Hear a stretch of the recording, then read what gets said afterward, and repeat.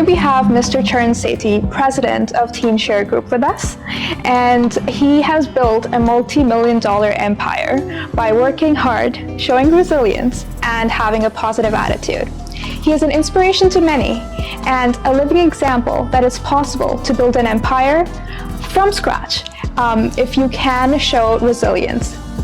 So we have our first question, which is, can you tell us more about Tien Sher Group and your inspiration behind that name and your vision behind the project? Time in trying to come up with that name, because both my boys used to work with me, and we started a construction company. I asked them, I said, give me a name for our company. Let's establish a company. We're building homes, but we don't have an identity as such. So both of them didn't come up with a name. I said, 1 week up, they didn't come up. But the second week, I said, I got a name for it. You guys, you're gonna have to accept it. Tien Sher. Basically, in Punjabi, the Sher means lion. Tien, it means three. So basically, myself and my boys.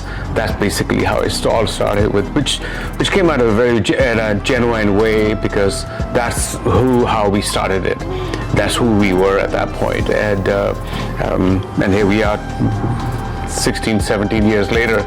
And it's become quite a strong name out there, the identity, I must say. I'm very proud of where it's gone to now. Three lions. That's a very powerful name that you've given it. It's a very powerful name, in my opinion. And originally, people used to kind of say Tien Sher, like different names. Now people are getting it. And even in Chinese, it actually means something. It actually, if you translate it directly, Tien Sher actually means heavenly lions. So it came out. So on my cards, there's actually a Tien Sher in English and Tien Sher in Chinese as well. Oh, that's so wonderful. A lot of people think we're Chinese companies up there. We got nothing to do with Chinese. Well, you're getting two audiences. There you go. Yeah, it's so wonderful. Exactly. Yeah, another question for you. So from all we know is that you started as a machinist, right? And then you ventured into the world of real estate. How did that shift happen for you? I think it was when you are in a aggressive mode.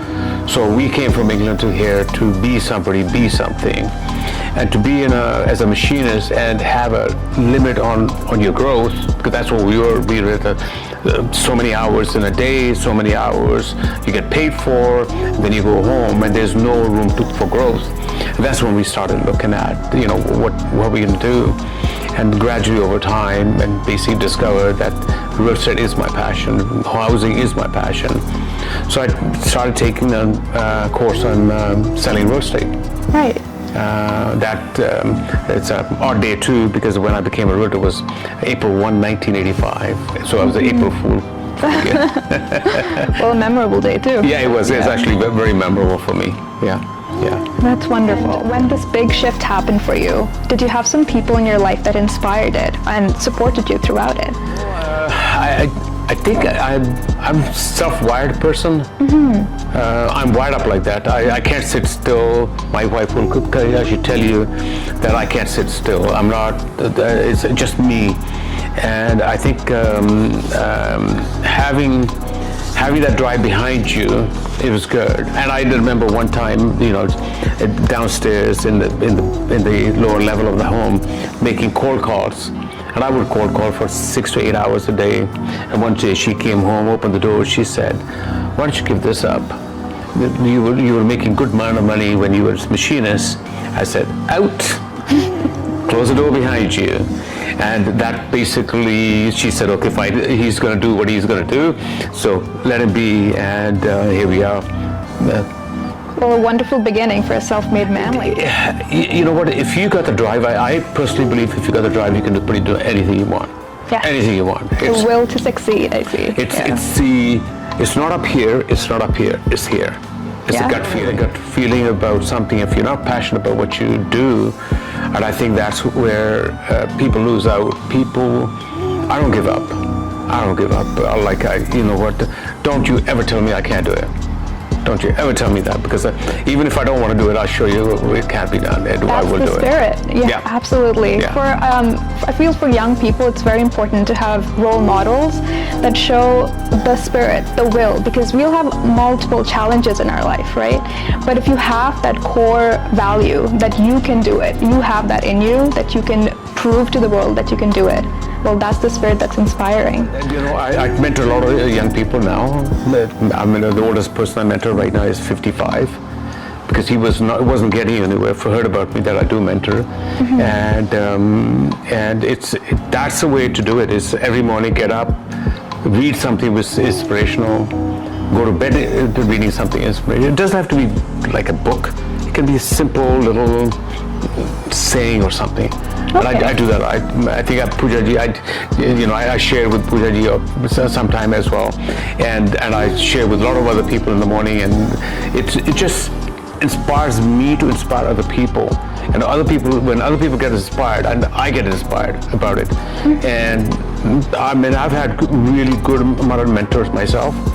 I was looking for them, and that's the key thing, is if you don't look for mentors, you're not going to come somebody knocking on your door, I want to be your mentor, I'm going to show you how to do it. Nobody's going to do it.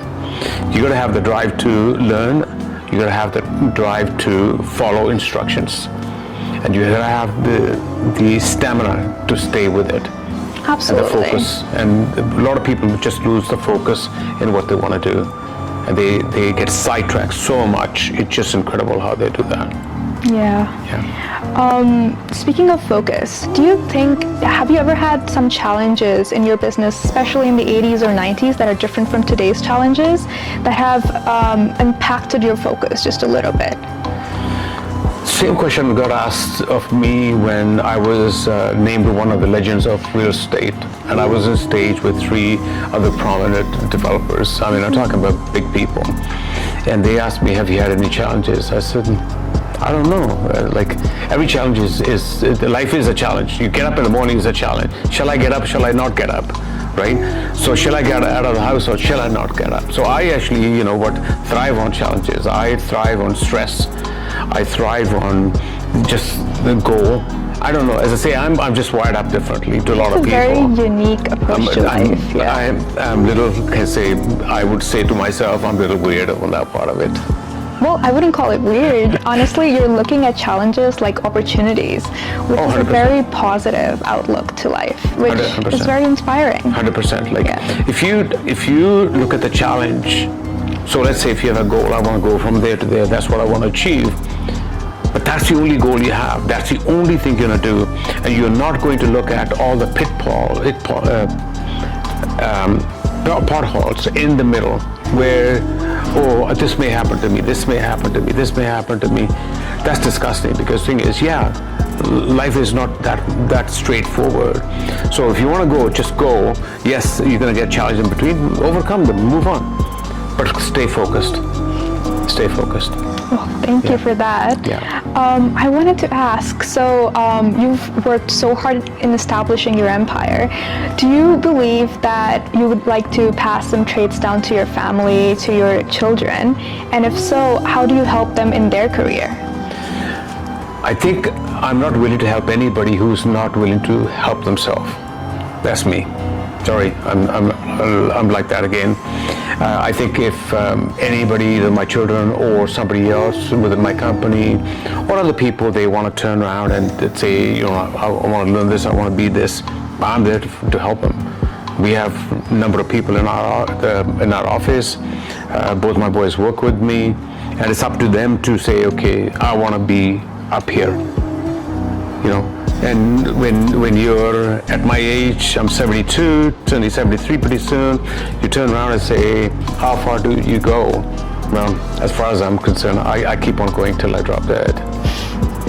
This is like how some people motivate themselves at the gym. They're like, last rep until failure. It's like, go until you cannot anymore. And I feel like whatever doesn't kill you makes you stronger. Yep. So I love that about you. That sounds great. It is, in my book, there is no room for failure. Wonderful. Yeah. That's incredible. So I would like to ask you that if you could give someone one key piece of advice for someone especially entering the world of entrepreneurship, what would that be? Choose a field that you enjoy. Choose a field that you enjoy to a point that it becomes your hobby. Wonderful. Yeah. So it's not working anymore. I enjoy my work because I actually really enjoy it. Is there stressful days? Yeah. Is there things going wrong? Yes, there are. But on the whole, you have to enjoy what you do. You can't have a job where you get home, oh my God, do I have to go? Like, you can't do that. That is a sign that, you should not get yourself in. That's, to me, that's important. Every job I've ever had, whether it was a machinist, whether it was a pizza delivery guy, I was working on a construction site, I enjoyed every moment of it. Wonderful. So I'll give you an example. So when I was pizza delivery in the evening, so work during the day, pizza delivery at nighttime, those days we didn't have GPS. So you look at the map book, I got to go. The motivation was for me is to get from A to B as quickly as I can so I can get a tip.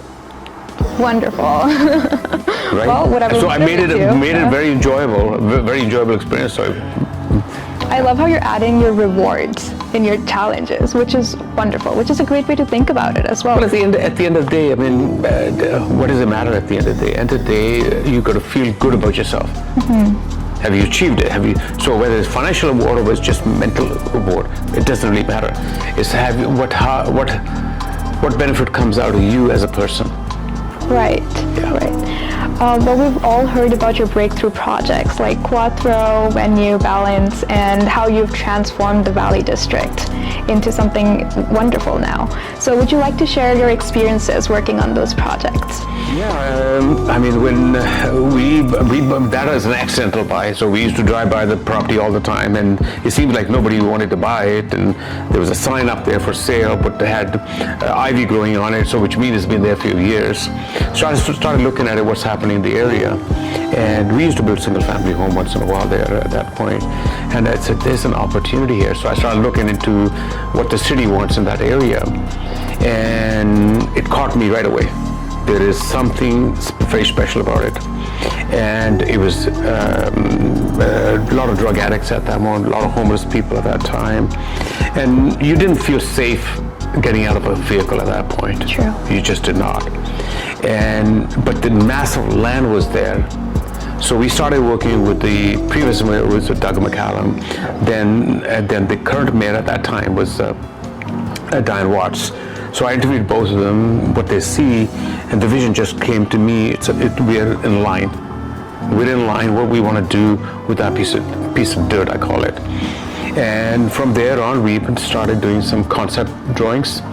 And in fact, the original concept was done in 2005. It still hangs in my office. We just hung it up after renovation, because it hasn't changed much. It's actually improved, hasn't gone down. So we've actually made our mini city bigger, not smaller. And we continue to grow. We continue to buy land in that area and keep on doing it and it's built as a mini town itself. So we've had a number of people saying, why are you doing this? You're just punishing yourself. I said, no, look at what we've done. Look what we're going to be doing. So it will be a complete community by itself. It's almost like in Europe they call it. It's actually going viral now. It's called 15-minute seats. So you'll be able to walk to SkyTrain, commercial spaces, residence, office space, all within that a few blocks. It's a self-contained city. Oh, that's wonderful, because a lot of people are moving to Surrey now. Surrey has a huge landscape, and building something like that in Valley would be just wonderful. It's as one person said originally when it wasn't started to move, and they said, your train is not moving yet. Make it move, then everybody will want to jump on it. That's exactly what we were the second developers in the city center. So the other one was at the south end, I was on the north end. And once we started moving, every project we've done in that whole neighborhood has sold out in 1 day or less. Wow. The last project which we sold was Flamingo, and that took us 2 days because it was such a large project. We couldn't write enough. We couldn't write all the deals we wanted to in 1 day, so we ran out of time. Right. So we did it in 2 days.